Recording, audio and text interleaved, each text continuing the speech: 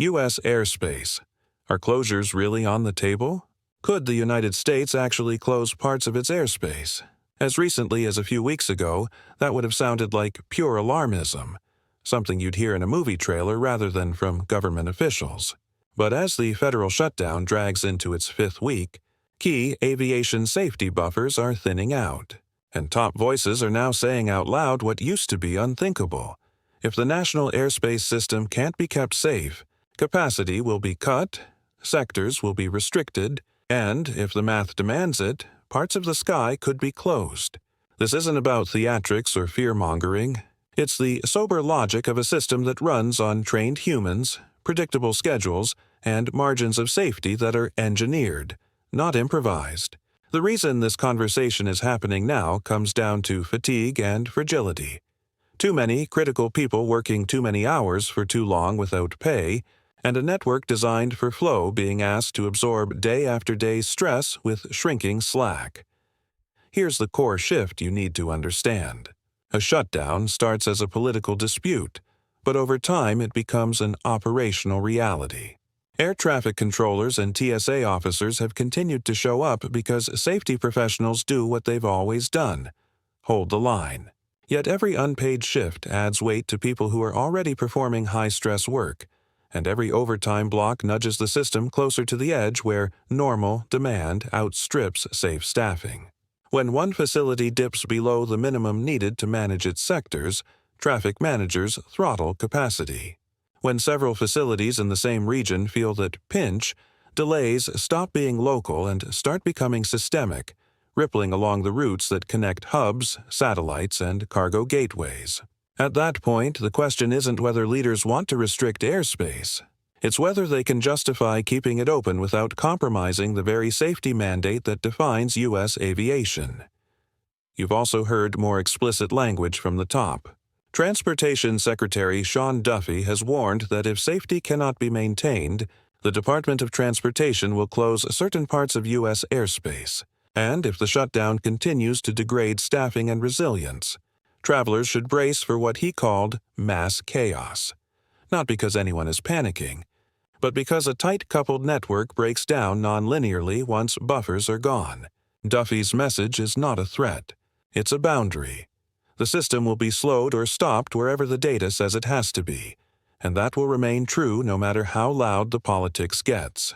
Meanwhile, Nick Daniels, president of the National Air Traffic Controllers Association, in NATCA, has delivered a stark companion warning from the workforce itself. Controllers have missed pay, many are working 10-hour days and 6-day weeks, and the financial and mental strain erodes safety margins with each passing day. He is urging Congress to pass a clean funding bill immediately so that professionals can focus on safety instead of survival. These are not rhetorical flourishes. They are direct signals from the people responsible for keeping metal tubes separated at high speeds across a sky that never sleeps. What would closing airspace actually look like in practice? It almost never starts with a nationwide halt. Instead, it begins with sector slowdowns and ground stops targeted at facilities that are short of controllers. Traffic managers lengthen the spacing between flights, reduce the rate of departures headed toward constrained sectors, and, when necessary, hold aircraft on the ground to avoid building airborne queues that waste fuel and raise risk. If staffing remains below safe thresholds, the FAA can declare ATC-Zero for a facility, which means it can't provide separation services and traffic must be diverted around its airspace. Stitch together enough of those constraints across a region like the New York Metro, Northern California, or the busy southern corridors, and you get a functional regional closure, where normal flow is impossible until staffing and sequencing catch up. A nationwide pause remains an extreme last resort, but the fact that leaders are discussing any closures at all tells you how thin the cushion is right now. If you've traveled recently, you've seen the telltales. Major hubs are flashing classic stress signatures: long security queues that fluctuate throughout the day, departure banks that look fine on the morning board but deteriorate after lunch, and late-day cancellations that strand crews and aircraft in the wrong cities. That pattern, calm mornings, messy evenings is the fingerprint of a staffing-driven problem rather than weather. It's what happens when a hub-and-spoke network takes a capacity cut at a crucial node. The shock radiates outward in waves, and because aircraft and crew schedules are synchronized like gears, one tooth slipping throws off the next several rotations. Clear skies don't protect you from a human resource storm. Let's unpack how a localized staffing deficit becomes the mass chaos that officials warn about. Imagine a big East Coast facility facing a thin shift. Outbound flights headed into that airspace are throttled, which creates holding patterns for inbound aircraft and ground delays for departures upstream. Holding burns fuel and eats into crew duty windows. Longer waits push some crews to time out under safety rules. Diversions used to manage the load, then rob later flights of aircraft and crews, creating knock-on cancellations hours or even a day later. By the next morning, you start with the wrong planes and the wrong people in the wrong places. Recovery isn't just a matter of flipping a switch. It's a painstaking realignment that takes 24 to 72 hours even after conditions improve. Multiply that by holiday traffic and a second missed paycheck, and you see why the language has sharpened. The economics are straightforward but ruthless. In the short run, airlines eat higher operating costs as delays pile up, completion factors slip, and recovery flying burns extra hours and fuel. Travelers absorb their own costs in missed meetings, lost vacation nights, and spending that migrates from destination cities to unexpected layover hotels. If the disruption persists, air cargo becomes the next choke point. High-value electronics, temperature-controlled pharmaceuticals, and just-in-time auto parts rely on predictable lift and tight handoffs. When air freight reliability drops, manufacturers tap inventory, pay premiums for alternative modes, delay production runs, or reshuffle launches. The secondary effects ripple into airport economies. Vendors, restaurants, rideshare drivers, ground handlers, and into tourism clusters that depend on steady arrival streams. A nation where aviation supports more than $1 trillion of annual activity cannot pretend that prolonged airspace constraints are mere inconvenience. They are a meaningful drag on output. What happens to prices and availability in this environment? Expect fewer seats at peak times and more volatility in fares, particularly for last-minute bookings and critical business markets. Airlines will protect their most profitable banks and trim lower-yield frequencies to keep crews and metal aligned, which is the rational way to defend reliability when your system is running hot. That strategy, however, narrows rebooking options during irregular operations and pushes some travelers onto red-eyes, connections, or alternate airports they'd normally avoid. On the cargo side, premiums rise first on lanes with limited substitutes and on shipments with strict time or temperature windows. Planners will split loads across flights or modes and move safety stock closer to customers while capacity can still be found. None of this is permanent, but the longer the shutdown persists, the stickier these behaviors become. So, what are the realistic scenarios for the next 7 to 14 days? In the base case, no immediate funding deal, you see escalating regional slowdowns, selective sector restrictions, and rolling ground stops that hit hardest in the afternoon and evening. Misconnects rise, completion factors fall, and overnight disruptions become a recurring feature of the landscape. In the upside case, a clean funding bridge, pay resumes. Fatigue pressures ease, and delays start to moderate within days.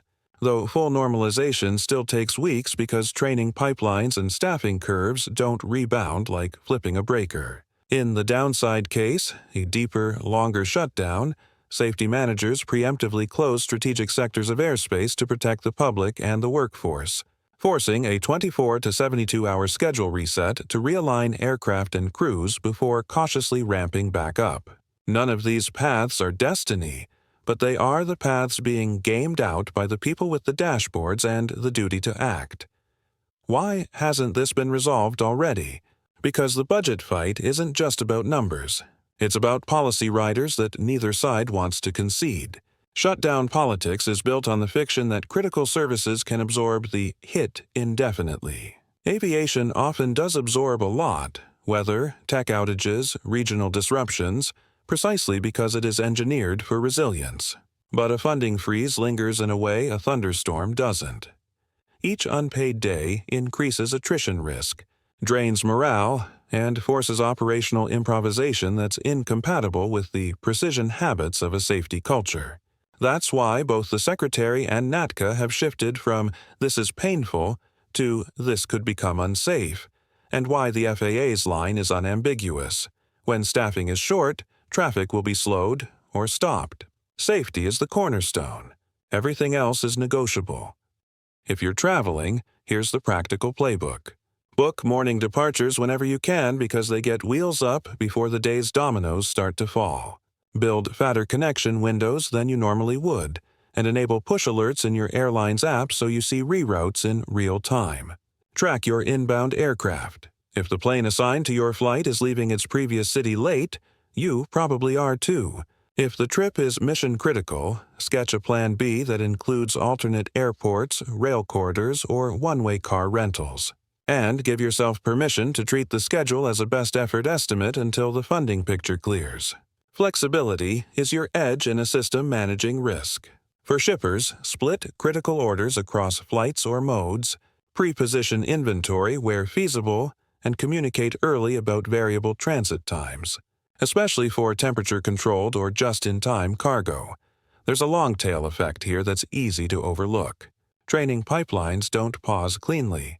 Hiring, classroom time, simulators, and on-the-job checkouts follow calendars and cohorts. When a shutdown interrupts that cadence, you create holes in the experience curve that show up months later as thinner rosters and fewer certified controllers at key facilities.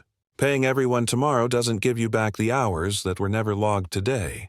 That's why shutdowns are expensive in ways that balance sheets miss. They erode resilience, the quiet surplus of skill and capacity that makes a complex system graceful under stress. If leaders want a healthy aviation ecosystem next summer or next holiday season, they need to protect the pipeline now, not patch it later. Before we close, it's worth hearing the latest from the people in the arena, in plain language. Sean Duffy, the Transportation Secretary, says if safety can't be assured, closures of certain parts of U.S. airspace are possible, and if the shutdown persists into another week, travelers should expect mass chaos in the system. Nick Daniels, speaking for NATCA, says controllers have missed pay, are under sustained stress and fatigue, and that each unpaid day reduces safety margins. His ask is a clean funding bill now, and FAA operations have made the policy simple to the point of elegance. Where staffing is short, they will slow or stop traffic to keep the system safe. That is the rule of the road and the sky until Congress restores stability. Frostline Economics' view is straightforward. The U.S. aviation system is robust, but it is not invincible to policy risk. If lawmakers want reliability, they must fund it on time. If they don't, managers will use the tools they have, capacity cuts, reroutes, and, if necessary, closures, to honor the first principle of aviation: protect life.